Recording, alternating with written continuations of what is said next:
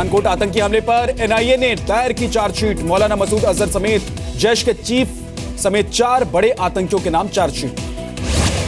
नई की रिपोर्ट में कहा गया, पठानकोट हमले की साजिश रचने वाले सभी आरोपियों का ताल्लुक पाकिस्तान से, मारे गए आतंकी भी पाकिस्तान के रहने वाले थे। भारतीय सेना के सर्जिकल स्ट्राइक से डरा पाकिस्तान, चीन से 6 नए रडार खरीदने की तैयारी में, खुफिया सूत्रों के हवाले से खबर। जम्मू कश्मीर से सटे बॉर्डर की सुरक्षा के लिए चीन की मदद लेगा पाकिस्तान, नए आर्मी चीफ कमर बाजवा ने लिया है फैसला। बमपोर के शहीद सौरभ नंद कुमार का पुणे के पास पैतृक गांव में अंतिम संस्कार, राज्य के सम्मान के साथ दी गई अंतिम विदाई। रांची लाया गया शहीद शशिकांत पांडे का पार्थिव शरीर, हजारों लोगों ने दी श्रद्धांजलि। झारखंड की राज्यपाल द्रौपदी मुर्मू ने शहीद शशिकांत को दी श्रद्धांजलि, कहा देश के जवानों की रक्षा के लिए केंद्र उठाए सख्त कदम।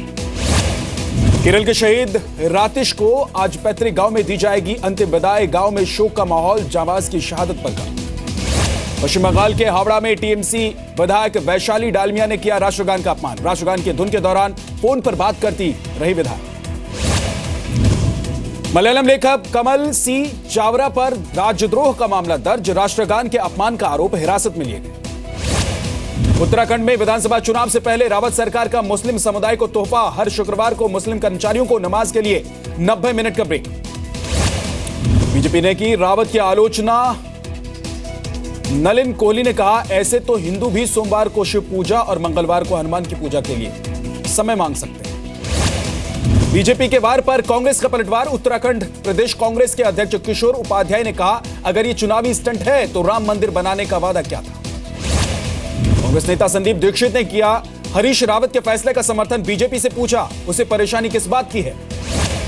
ये मोदी की आज कानपुर में परिवर्तन रैली, दोपहर 1 बजे होगी रैली, कई परियोजनाओं की करेंगे शुरुआत। यूपी में जौनपुर में आज राहुल गांधी की जनसभा, नोटबंदी को लेकर मोदी सरकार को घेरने की कोशिश। राजस्थान के भीलवाड़ा में सांप्रदायिक तनाव के बाद इंटरनेट पर लगी रोक, मारपीट के आरोप में 22 लोग गिरफ्तार। उपद्रवियों ने गायत्री नगर इलाके में की जमकर तोड़फोड़, दुकानों और घरों में लगाई आग। मणिपुर के पूर्वी इंफाल में कर्फ्यू, हिंसक झड़प के बाद कई वाहन जलाए गए, राज्य में आर्थिक गतिरोध के बाद प्रदर्शनकारियों की आगजनी। विशाखापट्टनम में एडिशनल एक्साइज कमिश्नर के घर पर छापा, 30 करोड़ की संपत्ति का खुलासा, 3 किलो सोना, 10 लाख रुपए कैश बरामद। चुनाव में काले धन के इस्तेमाल पर रोक के लिए सरकार से चुनाव आयोग की अपील, कहा कानून में हो सकता है बदलाव, 2000 रुपए से ज्यादा के बेनामी चंदे पर लगे रोक।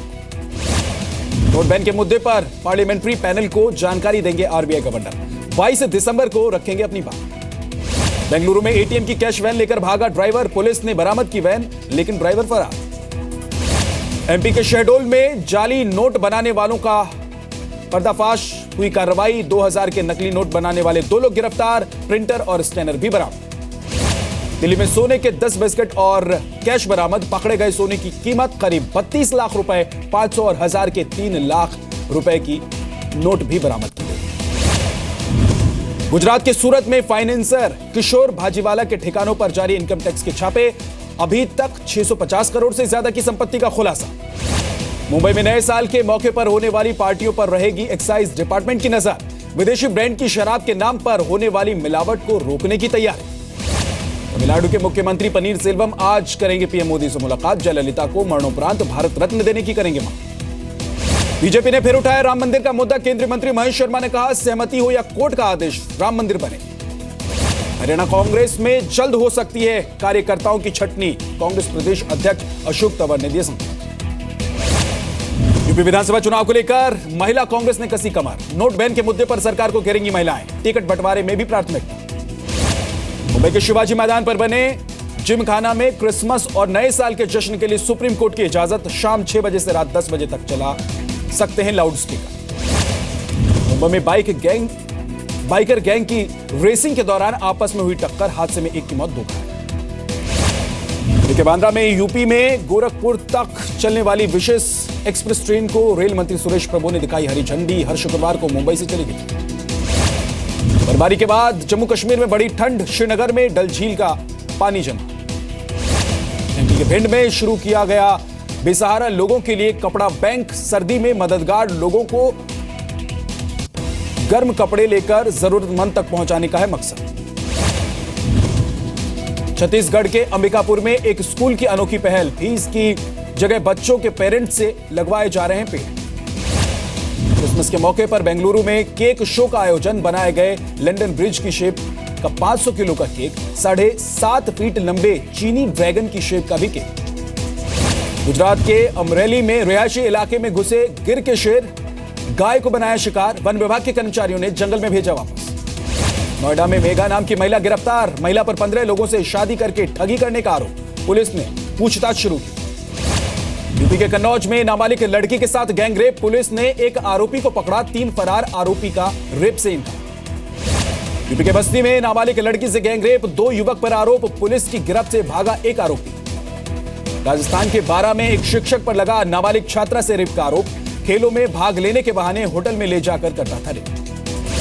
बिहार के बगहा में पुलिस ने 5 बदमाशों को पकड़ा, पकड़े गए बदमाशों के पास से मिली 2 किलो चरस, कई हथियार और चोरी के 3 ट्रैक्टर।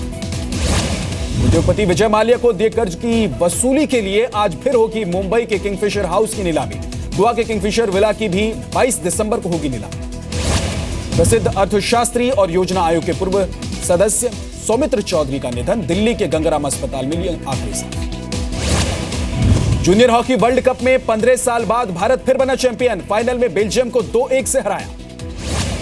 वेनेजुएला में सरकार ने सिर्फ 1 हफ्ते में लिया नोटबंदी का फैसला वापस, इकोनॉमी को मजबूत करने के लिए 100 बोलीवर करेंसी नोट पर बैन लगाया गया था। वेनेजुएला में नोटबंदी के बाद सड़कों पर उतर आए थे परेशान लोग, कई जगह हुए थे उग्र प्रदर्शन। प्यूरिटी रिको आइलैंड की स्टेफनी डेल वेले बनी मिस वर्ल्ड 2016, अमेरिका के मैरीलैंड में पहनाया गया ताज, 117 देशों की सुंदरियों ने लिया था हिस्सा।